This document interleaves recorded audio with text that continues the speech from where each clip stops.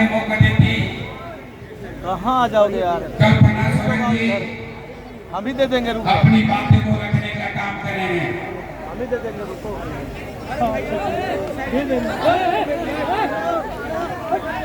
बाबा नीचे रखिएगा, तब तो ज़्यादा ऊपर मत कीजिएगा, जब सबसे ऊपर करेंगे फिर कोई मत बोलिएगा।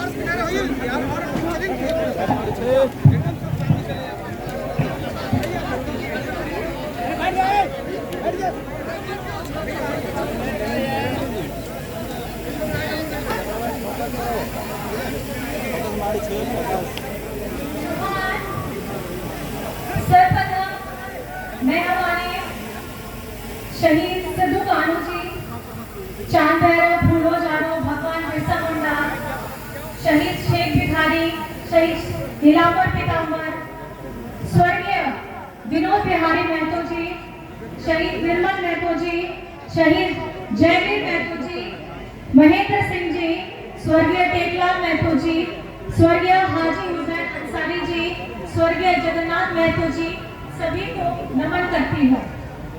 और मंच पे उपस्थित हमारे माननीय मंत्री मिथिलेश ठाकुर जी, दर्जा प्राप्त मंत्री श्री फागू बेसरा जी, माननीय विधायक मथुरा महतो जी, माननीय विधायक सुदीप्य कुमार सोनू जी, माननीय सांसद श्रीमती महुआ माझी जी, श्री संजीव बेदिया जी, कमल नयन जी, विनोद किस्को जी, नीलकंठ महतो जी, राजकुमार महतो जी, गुरु गौरव पटेल जी, सोनाराम मांझी जी, मोहम्मद इजहार अंसारी जी, दिलीप वर्मा जी, संजीव सिंह जी और तमाम सामने बैठा हर एक जन जो झारखंड मुक्ति मोर्चा से जुड़ा हो चाहे ना जुड़ा हो, इस मैदान में उपस्थित सब एक एक जन को मेरा फूल जोहार है।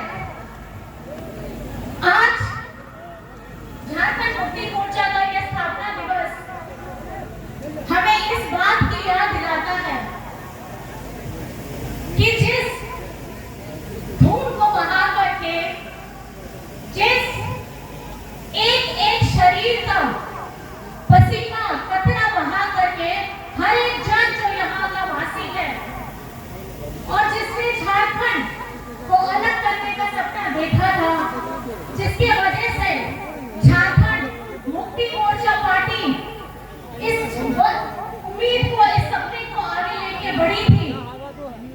आज इस जगह से उन तमाम लोगों को, जिनका शायद मुझे नाम भी नहीं पता होगा, लेकिन दिल से, अपने पूरे मन से और अपनी पूरी श्रद्धा से उन सभी को बहुत बहुत नमन करती हूँ, बहुत बहुत धन्यवाद करती हूँ। हर एक कार्यकर्ता, हर एक महिला, हर एक बच्चा जो हमसे दिल से जुड़ा है, जो बाबा किशन गुरु सिबू सोरेन जी के आदर्शों से जुड़ा है, हर एक को विचार, हर एक को सोच जो हमें आपस में जोड़ती है, उन सभी को मेरी तरफ से और हेमंत जी की तरफ से बहुत बहुत जोहार है। आज सबसे पहले अपनी बातों को शुरू करने से पहले मैं ये यहाँ तमाम जितने लोग यहाँ बैठे हैं, बुजुर्ग बैठे हैं, माताएं बैठी हैं, बहनें बैठे हैं, छोटे छोटे बच्चे बैठे हैं, आप सभी से पहले मैं माफी मांगना चाहती हूँ कि आप लोग सुबह से तपती धूप में बैठते हुए हम सभी लोगों को सुनने के लिए और खासकर कि मुझे सुनने के लिए यहाँ पे इंतजार कर रहे थे। लेकिन मैं बहुत माफी मांगना चाहूंगी, उसमें एक और चीज जोड़ना चाहूंगी। हफ्ते में सिर्फ एक दिन होता है हेमंत जी से मिलने के लिए, और कहीं ना कहीं वो दिन आज का हो गया। तो मुझे ये लगा कि सबसे पहले मैं हेमंत जी के पास जरूर जाना चाहूंगी। इस कीमती समय को जो हफ्ते में मुझे सिर्फ एक बार मिला है, उनकी अपनी बातों को रखना और उनके मन में जो विचार चल रहे हैं पिछले एक हफ्ते से, उनको सुनना और सुन करके आप सभी को ये मैं बताने के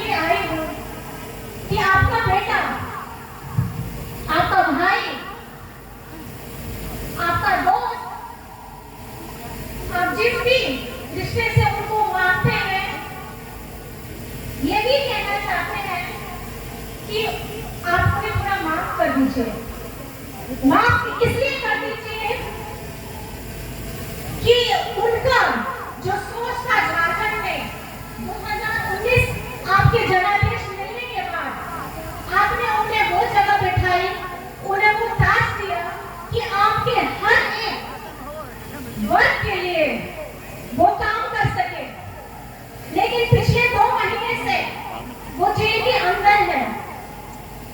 सजा क्या है? सजा सिर्फ हेमंत जी को इसलिए दिया गया है क्योंकि वो अपने गरीब जनता के लिए काम करना चाहते थे। उनके सारे के सारे कार्यक्रम जन कल्याण के लिए होते थे।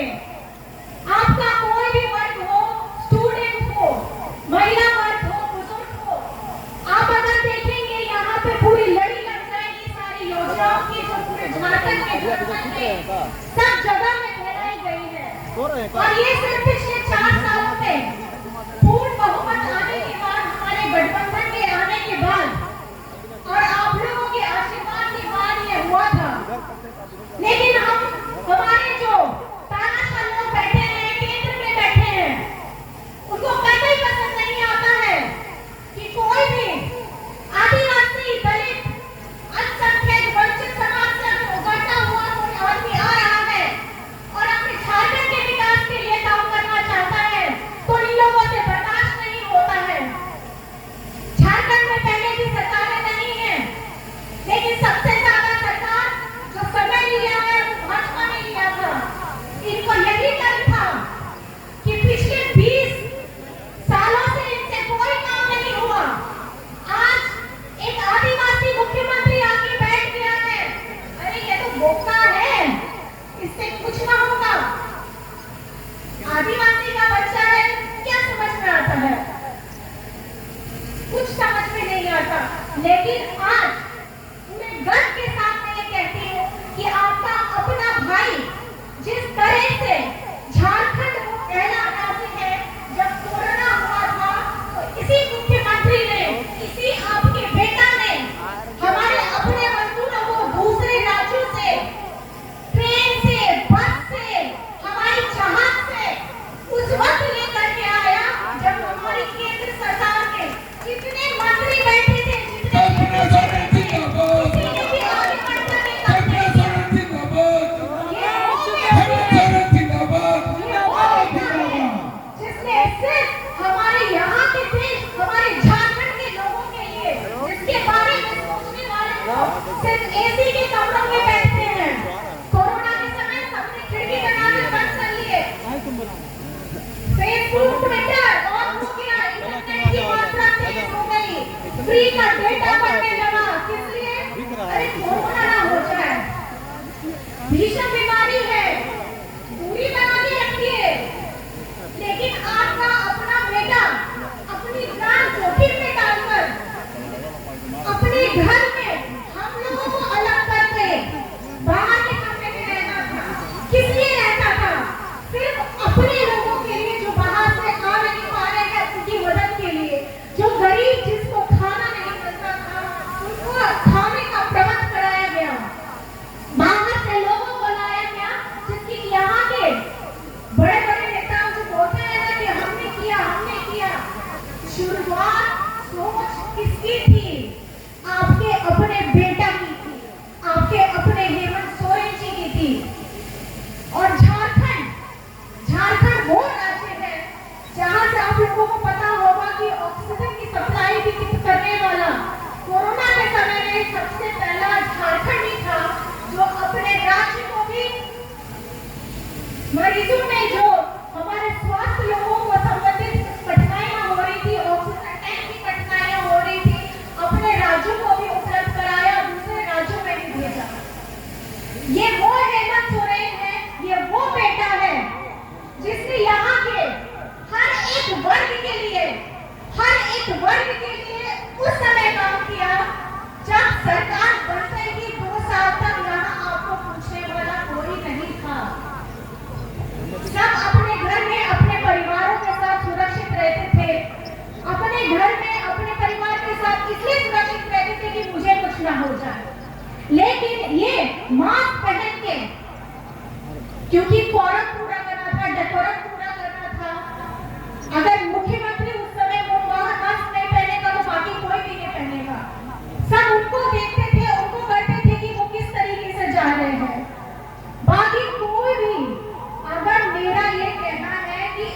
इंसान जिसको अपनी जान की परवाह नहीं, इसलिए परवाह नहीं क्योंकि उसका खुद का अपना राज्य, भूखे न सोए, अपनों से बिछड़ने का तकलीफ न सहे, ऐसा इनको बिल्कुल बर्दाश्त नहीं था क्योंकि खून इनका डीएनए आदिवासी वाला है। और खुशनसीब हैं हम क्योंकि इनके पिताजी दिशम गुरु शिबू सोरेन जी हैं, जिन्होंने नंगे पांव बिना किसी संसाधन के साथ उस समय में महाजनों के खिलाफ अपना मोर्चा खोला था जब उनके आगे पीछे चलने वाला कोई नहीं था। बहुत छोटी सी उम्र थी, 15-16 साल की उम्र नहीं होगी जब उनके पिताजी को शरीर से एकदम काट करके रख दिया गया क्योंकि वो अपनी आवाज को बुलंद करते थे।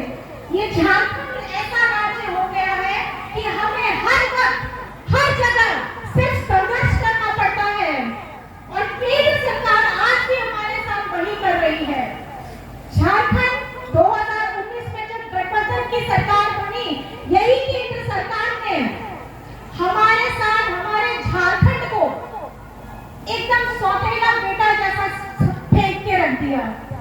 जहां भाजपा शासित राज्य है वहां सारी योजनाएं सेंट्रल से सब जाती थी। यहाँ पर में खास करके झारखंड में पूर्व की सरकार जब गई तो यहाँ का धन ठन ठन गोपाल हो गया, सारे पैसे खत्म हो गए। कहाँ डाला, कौन सी योजना डाली कि अभी तक विकास नहीं किया था इन्होंने। बात करते हैं कि हमने 5 साल पूरा किया, हमने 5 साल का कार्यकाल पूरा किया। ठीक है, मानते हैं 5 साल का पूरा कार्यकाल किया, लेकिन कार्यकाल में क्या किया? आपने यहाँ के लोगों के बारे में कभी सोचा? उनकी उन्नति के बारे में कभी सोचा? उनकी शिक्षा के बारे में कभी सोचा? कभी उनके अधिकारों के बारे में कभी सोचा? लेकिन आप लोगों को तकलीफ इसलिए हो जाती है क्योंकि आप लोगों को हमेशा हम झारखंडियों को नीची नजर से देखते हैं कि ये अनपढ़ है, ये गवार है, ये मूर्ख है और ये कुछ इसके दिमाग में होगा ही नहीं कि झारखंड को आगे कैसे बढ़ाना है, इस पे ये कैसे काम करेगा। इन भाजपा वालों को सिर्फ देश में ना एक ही नेता रहने देना चाहते हैं, देश में सिर्फ एक ही पार्टी रहने देना चाहते हैं, देश में सिर्फ एक ही व्यापारी को आगे बढ़ने देना चाहते हैं और देश के सिर्फ एक राज्य में सारी सुख सुविधाएं, सारी योजनाएं लगाना चाहते हैं।